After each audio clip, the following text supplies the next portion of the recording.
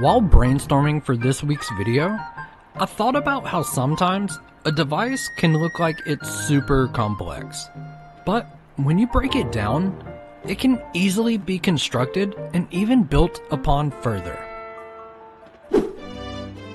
I know that intro seemed like an odd way to say I wanted to build some elaborate, unique device, and that is true, but I wanted the added difficulty of making sure the device works in all the stages along the way.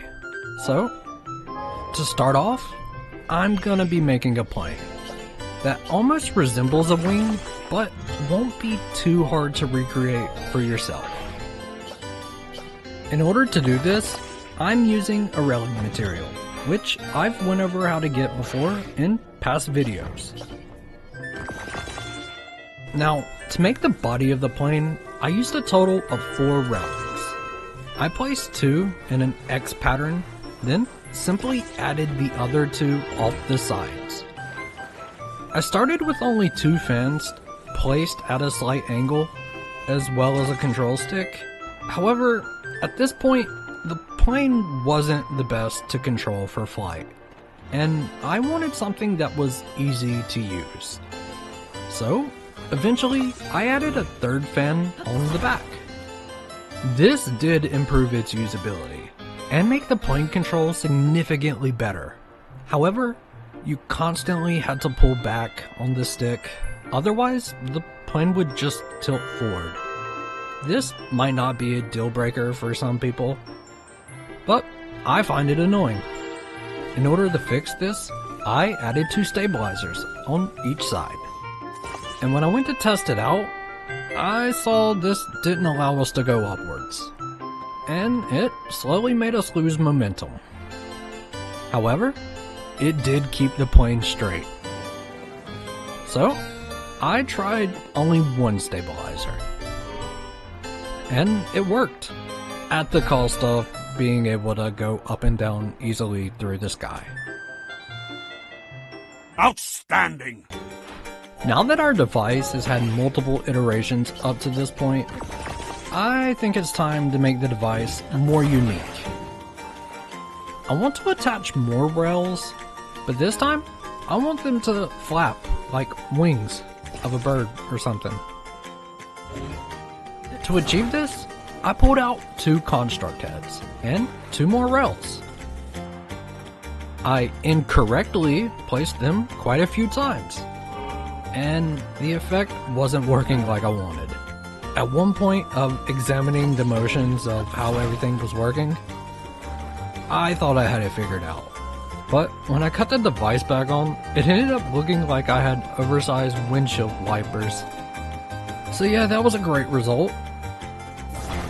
Eventually, after a fair bit of trial and error, I did get it to be more of what I was going for, by placing one of the heads backwards. Yeah, it was that simple.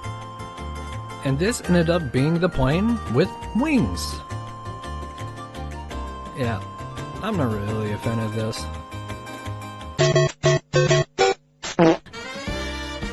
With the flapping addition proving to be meh, I decided I was gonna ditch it. Instead, I should just step this build up to its full potential. Since I had these 2 rails, I attached them at a slight angle, and even added some headlights. However, after a quick test flight, I wasn't too happy with the result. Mainly because I wasn't a fan of how it made the build look. So, in my revision to this, I just extended the wings a little bit. As compared to what I'd done before, I really like this way better. But the plane wasn't flying like I wanted it to. So, instead of going all out like I normally would at this point, I started adding 1 extra fan at a time. And then, I started testing the position of different fans around the plane. During this process, I found this fan layout to work the best, as it provides both lift and maneuverability while in the air. With that solved, it was time to add some firepower and be on my way. On the plus side, the plane was balanced enough to support having beam emitters and a cannon hanging off the back, which allowed me to fly by and share some lasers with the nearby mobs. So that's always an option if you want to build this plane yourself. However, I think I want to stick to just a great flying experience. With that, I removed the weapons and added some decorating touches. The final experience was pretty great, and at the same time, it just so happened to be one of my favorite plane builds I've done yet. I'd highly recommend trying to build one of these versions of the plane for yourself. If you enjoyed this video, leave a thumbs up and consider subscribing. Also, leave a comment, cause I respond to those pretty often. And as always, I'll catch you next time.